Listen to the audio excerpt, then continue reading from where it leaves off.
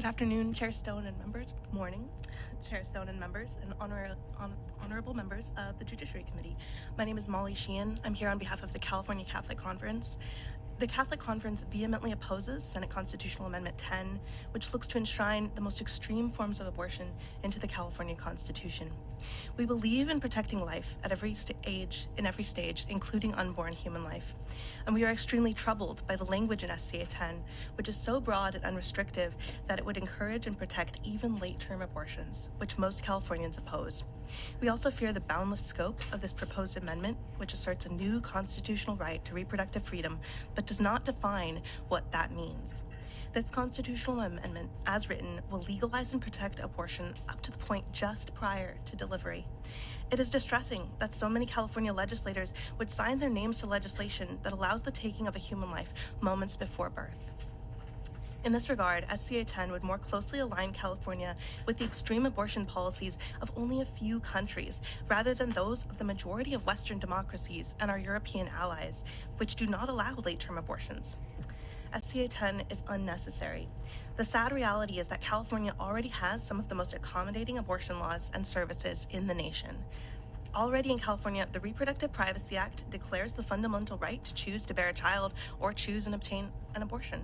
There is no lack of abortion access in California because the state already funds abortion through tax dollars, with over 400 facilities performing abortion, and abortions offered by nurse practitioners, nurse midwives, physician assistants, via telehealth, on college campuses, and through a dozen sources through mail.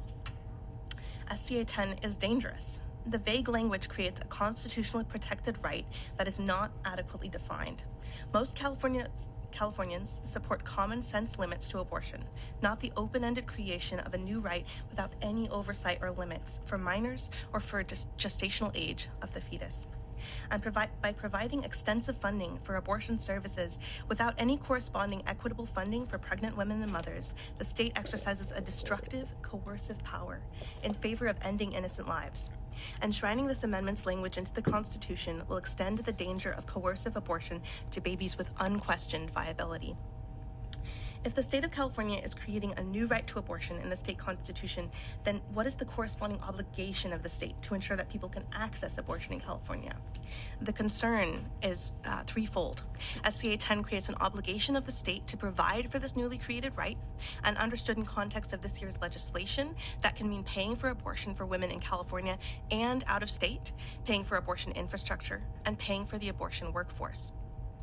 To determine a true fiscal impact, we would need to look at this year's budget proposals.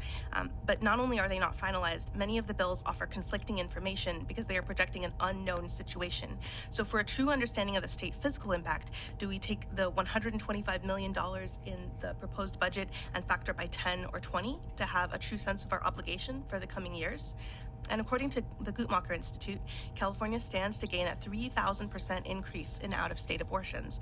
Has this projection been factored into the ongoing costs of abortion in California as guaranteed by SCA 10? This $125 million is not listed as a one-time expenditure, and since it is to be used for access, it seems reasonable to believe that this could be an ongoing expense to be increased as the number of abortions increase in California. The California Catholic Conference is actively opposing SCA 10 and is instead looking to partner with people of faith and goodwill who support women, children, and families. We work to expand paid family leave, priority housing for pregnant and parenting women, workplace accommodations, and other safety net services that allow our most vulnerable California parents to successfully raise children in California without feeling pressured into choosing abortion as their only option. Please vote no on SCA 10. Thank you. Thank you. Are there others in the hearing room who would like to indicate opposition to SCA 10? We will not take further testimony, but name, affiliation,